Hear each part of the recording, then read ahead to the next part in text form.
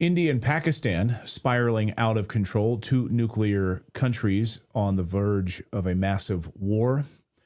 Where did this start? How did this start? And did Western intelligence, such a dirty word, did they play a role in the latest terror attack in Kashmir? Did Western intelligence stir this whole thing up? This is really the nugget I think we've been looking for, wondering how this evolved and what is the latest on all of this. Let's ask former CIA analyst Larry Johnson, who just wrote a whole piece about this, asking the very question, did Western intelligence play a role in the latest terror attack in Kashmir? So we wanted to go right to the source, former CIA analyst Larry Johnson. Larry, great to see you. So I think this was a lot of Americans trying to wrap their head around, how did this start? Was just some sort of a organic terrorist attack, and now India's firing missiles in, and Pakistan says we are prepared to use nuclear weapons as of just a few minutes ago, saying they are prepared to use nuclear weapons. So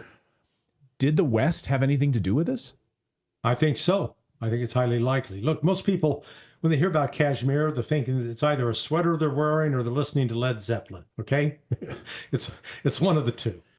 But this Kashmir region, which is up in the northwest corner of India, has been it's a legacy of colonial rule by the Brits. When they bailed out, they divided it up sort of arbitrarily, giving 1/3 to Pakistan, 2/3 to India, and it's been a sore point of contention ever since. But Pakistan's relationship with U.S. intelligence is profound and deep. Recall that one of the early CIA programs was running U-2 airplanes, the spy planes over the Soviet Union. Gary Powers got shot down, I think it was 1962. Well, those planes, those planes were based out of Pakistan. We were running them out of Pakistan. Then when the Soviets invaded Afghanistan, again, much as a result of a U.S. provocation in 1979, lo and behold, the United States then starts using Pakistan as a funnel for training radical Islamists to carry out attacks against the Soviets. And in the course of that, we developed relationships with a whole variety of nasty Sunni Islamic terrorist groups. Let's jump ahead to 2008, when this one group called Lashkar-e-Taiba carried out a dramatic seaborne assault on the city of Mumbai, India. We used to call it Bombay, but Mumbai killed 166 people, wounded over 330. They were attacking tourists in hotels. So when I would tell you that the United States has had long-standing relationship and been involved with terrorist groups in Pakistan, you might say, "Oh, Johnson, that's just your opinion." Oh, no. Last week, 2 weeks ago, the defense minister of Pakistan, Asif, came out and said that Pakistan has been doing the dirty work for the United States with these terrorist groups for more than 30 years. And he knows exactly, not my words, his words. So he admitted to it. So here we get this terrorist attack that took place 2 weeks ago in Kashmir. It was hitting a tourist site, not a terrorist site, but a tourist site.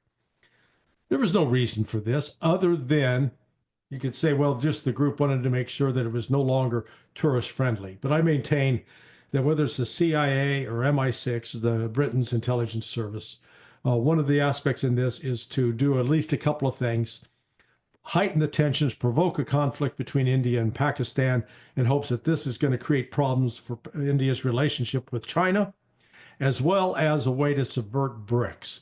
Because under BRICS, you've got Russia, China, India, and then Brazil, South Africa. Those are the West has a great desire to destroy India's ability. No, we just learned today that India and Iran have inked a significant trade deal. And I imagine India is going to get attacked by the West for that as well.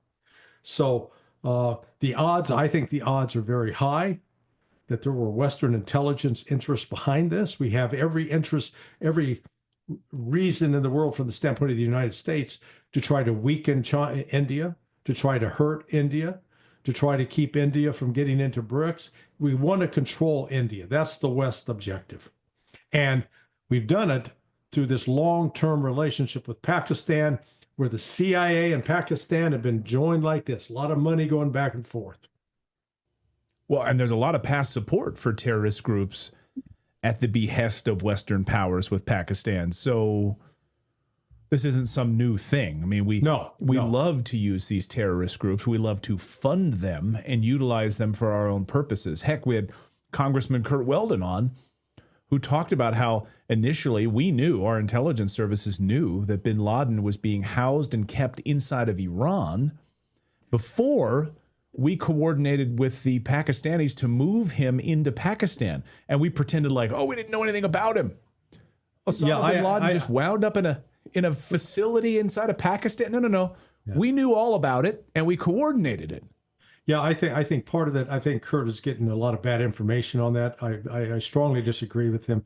Iran was not protecting bin Laden, but that's part of the storyline that the intelligence community will put out to smear Iran, to make Iran the enemy. The reality is Pakistan, when bin Laden fled Afghanistan, he went to Pakistan. And he stayed in Pakistan. He didn't decide, oh, I'm not safe here, I'm going to go to Iran. Are you kidding me? And the Pakistanis had him. He was basically being held by the Pakistanis as a prisoner. We knew it. And that night, when we conducted the raid to get him, it was done with full cooperation of Pakistan. They shut down all their air defense systems. They turned off all the power in the valley. They didn't have any offensive. They let us fly in and grab him.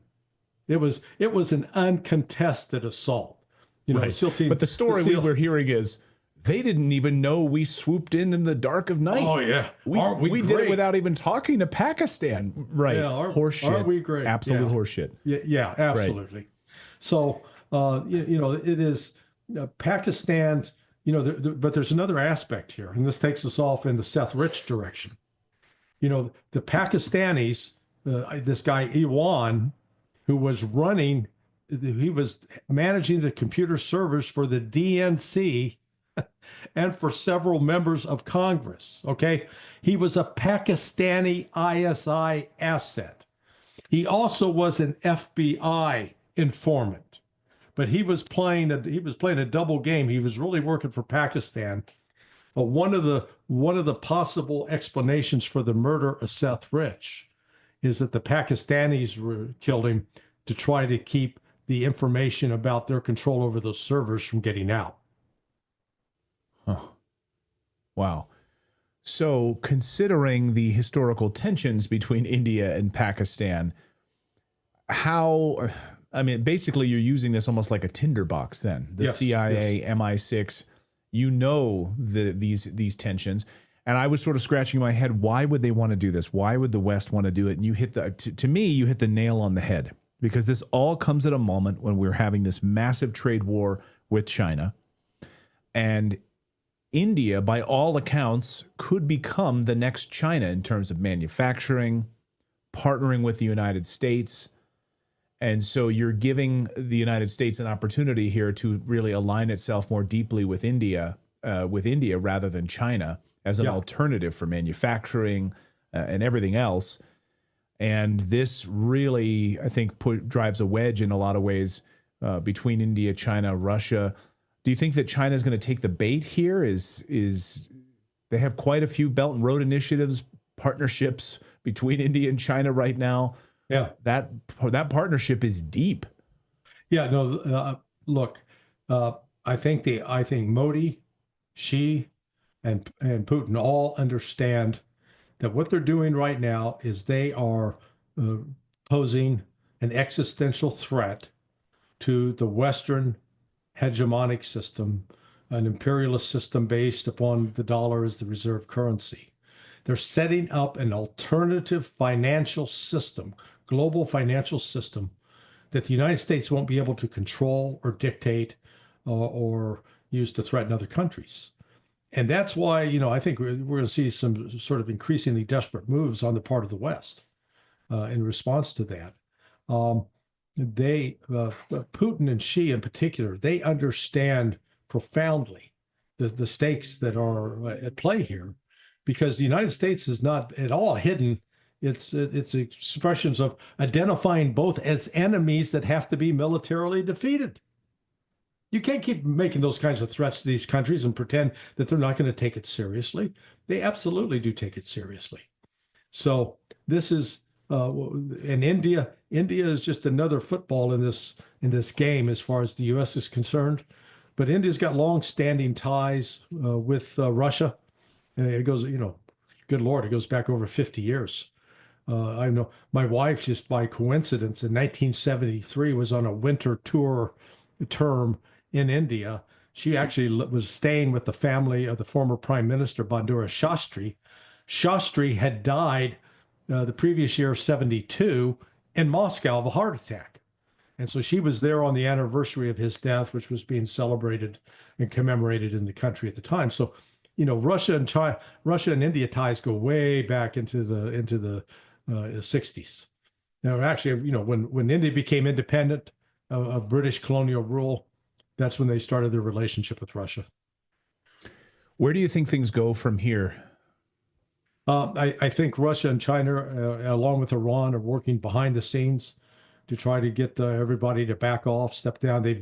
Both Pakistan and India have exchanged fire. There have been casualties on both sides, but I think particularly the Russians and the Chinese will weigh in with Modi to understand the kind of dangers that are there. And Pakistan, Iran's got some sway with the Pakistanis because they share a common border. And in Baluchistan, which is in the southwest corner of Pakistan and the southeast corner of Iran, there's an insurgent group there that hates them both. So they have more reason to cooperate. Fascinating. Well, wouldn't you know it?